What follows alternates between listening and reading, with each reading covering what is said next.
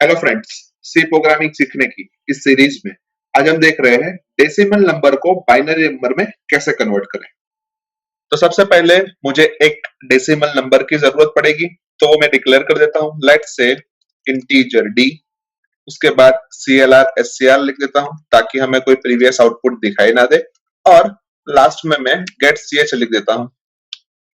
अभी जो हमने ऊपर नंबर डिक्लेयर किया वो हमें यूजर के पास से लेना है, तो उसके लिए मैं एक प्रिंटफ स्टेटमेंट लिख रहा हूँ, और उस प्रिंटफ स्टेटमेंट के अंदर मैं मैसेज छोड़ रहा हूँ एंटर अ डेसिमल नंबर।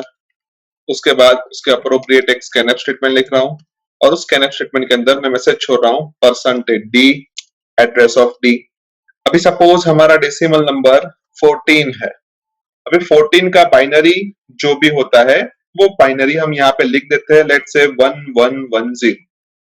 अभी ये बाइनरी हम कैसे फाइंड करेंगे, तो उसके लिए हमारे पास एक सिंपल सा मेथड है कि जो भी हमारे पास नंबर है यानी कि 14, उसको हम 2 से डिवाइड करेंगे और हमें जो भी रिमाइंडर मिलेगा उसको हम स्टोर कर देंगे। लेट अस से 14 को अगर हम 2 से डिवाइड करें तो हमें रिमाइंडर 0 मिल रहा है, और उसके बाद उसका जो भी क्वोशंट है, यानी कि हम ऐसा बोल सकते हैं कि 14 को अगर हम 2 से डिवाइड करते हैं तो हमें क्वोशंट के तौर पे 7 मिल रहा है।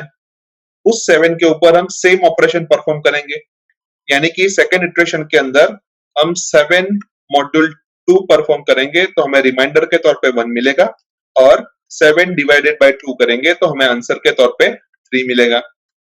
अभी थर्ड इटरेशन के अंदर हम 3 को 2 से डिवाइड करेंगे तो हमें रिमाइंडर के तौर पे 1 मिलेगा, और 3 को हम 2 से डिवाइड करेंगे तो आंसर के तौर पे हमें 1 मिलेगा। और लास्ट केस में अगर हम 1 को 2 से डिवाइड करते हैं तो हमें रिमाइंडर के तौर पे 1 मिलेगा, और 1 को अगर हम 2 से डिवाइड करते हैं तो आंसर के तौर पे हमें 0 मिलेगा। यानी कि हम ऐसा बोल सकते हैं कि जब तक हमें 0 ना मिले तब तक हमें ये टास्क रिपीटेडली परफॉर्म करना है। और कोई भी टास्क हम जब भी रिपीटेडली परफॉर्म करते हैं तो हमें लूप की जरूरत पड़ती है। तो यहाँ पे मैं एक व्हाइल लूप ले लेता हूँ। अभी लूप के सारे इटरेशन के बारे में देखें तो फर्स्ट टाइम 14 और कुछ नहीं लेकिन हमारा डी था, तो हम ऐसा लिख सकते हैं कि डी मॉड्यूल 2, और उसका जो भी आंसर आता है वो हम आर के अंदर स्टोर करते हैं, यानी कि r is equal to d module 2। उसके बाद हमने 14 डिवाइडेड बाय 2 किया है, यानी कि हम ऐसा बोल सकते हैं कि डी डिवाइडेड बाय 2, और उसका जो भी आंसर आता है वो हम क्यू नाम के एक वेरिएबल के अंदर स्टोर करते हैं। Let us say q is equal to d divided by 2।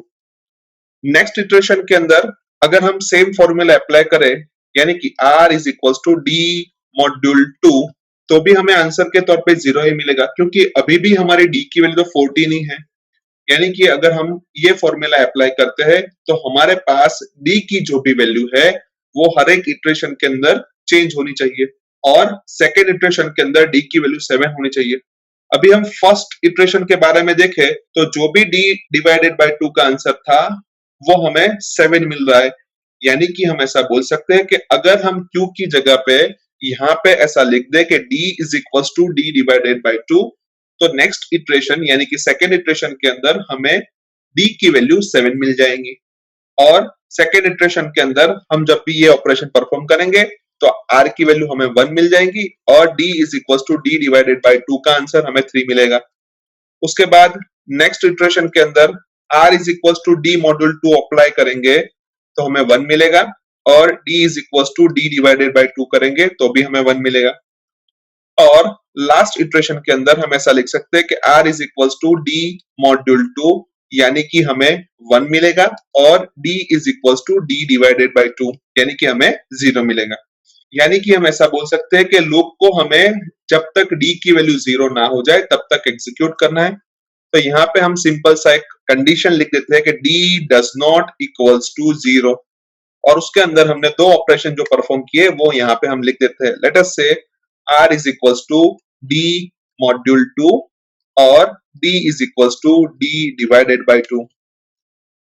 अभी जो 14 का बाइनरी हम देखें तो 1110 है, यानी कि जो भी हमारा फर्स्ट टाइम रिमाइंडर था वो यूनिट प्लेस पे है, सेकेंड टाइम जो रिमाइंडर मिला वो 10th प्लेस पे, थर्ड टाइम जो रिमाइंडर मिला वो 100 प्लेस पे, और फोर्थ टाइम जो रिमाइंडर मिला वो 1000 प्लेस पे है।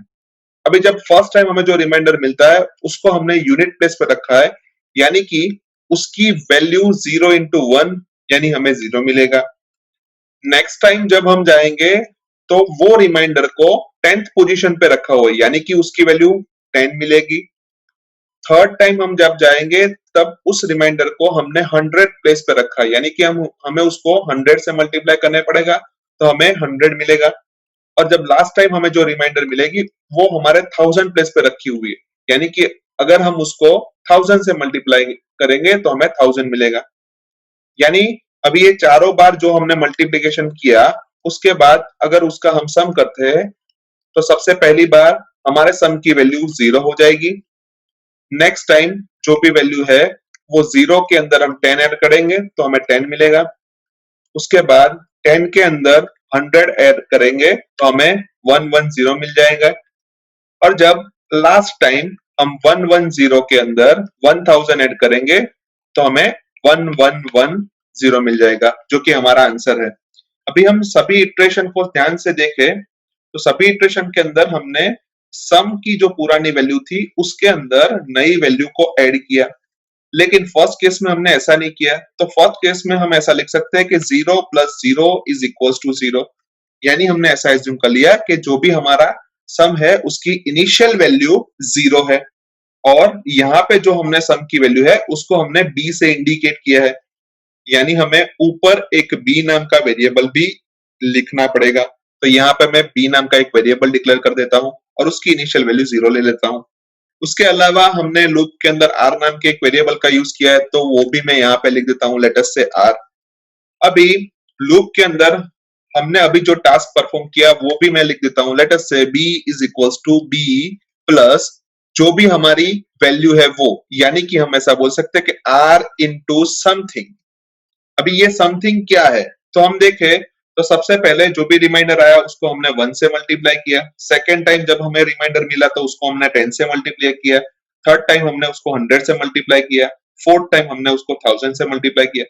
यानी कि हम ऐसा बोल सकते हैं कि हमें एक वेरिएबल लेना पड़ेगा और उसकी वैल्यू को हर बार हमें 10 से मल्टीप्लाई कर देनी पड़ेगी। तो हम यहाँ पे सिंपली एक वेरिएबल ले लेते हैं, लेट अस से e, और जिसकी इनिशियल वैल्यू हम 1 ले लेते हैं, यानी कि फर्स्ट टाइम वो 1 से मल्टीप्लाई करेगा और एक बार उसको एडिशन कर देने के बाद हम यहाँ पे e को 10 से मल्टीप्लाई कर देते हैं, यानी कि सेकेंड टाइम जब लूप के अंदर हम आएंगे तब e की वैल्यू 10 हो जाएगी। तो वो भी मैं यहाँ पे डिक्लेयर कर देता हूँ, लेट अस से e, और उसकी इनिशियल वैल्यू मैं 1 ले लेता हूँ।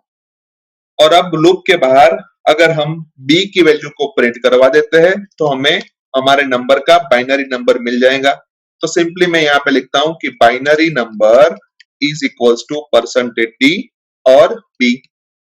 अभी हमारे प्रोग्राम का पूरा लॉजिक हमने यहाँ पे लिख दिया है, तो प्रोग्राम को सबसे पहले हम सेव कर देते हैं। उसके बाद प्रोग्राम को कंपाइल करते हैं। उसके बाद प्रोग्राम को रन करके देख लेते हैं। जहां पे हमें डेसिमल नंबर पूछ रहा है तो मैं 14 इंसर्ट कर रहा हूँ और हमें आउटपुट के तौर पे मिल रहा है 1110, जो कि परफेक्टली सही है क्योंकि अभी अभी हमने 14 का मैन्युअली कैलकुलेशन किया है।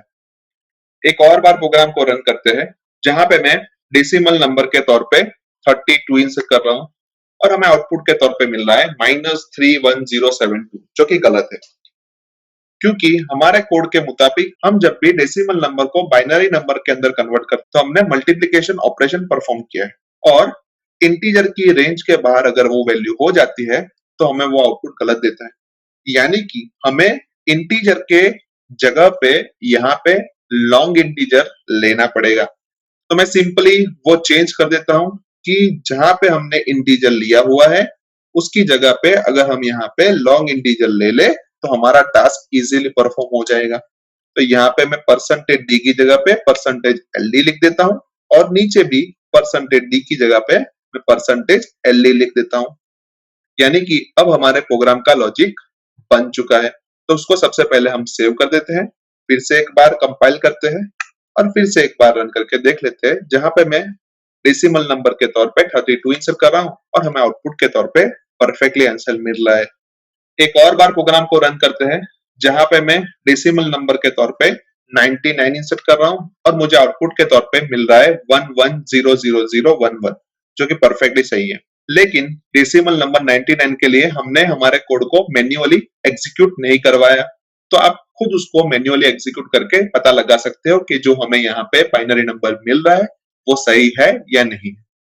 एक और बार प्रोग्राम को रन करते हैं, जहां पे मैं डेसिमल नंबर के तौर पे -14 इंसर्ट कर रहा हूं और हमें आउटपुट के तौर पे बाइनरी नंबर मिल रहा है -1110, जो कि परफेक्टली सही है, क्योंकि 14 का बाइनरी हमने अभी देखा 1110 है। यानी हम ऐसा भी बोल सकते हैं किसी भी डेसिमल नंबर को बाइनरी नंबर के अंदर हम कन्वर्ट कर सकते हैं। सो आई होप कि आपको इस प्रोग्राम के अंदर अच्छी तरीके से समझ आ चुकी होगी। आज के वीडियो में बस इतना ही। नेक्स्ट वीडियो में फिर से मिलेंगे। Thank you very much.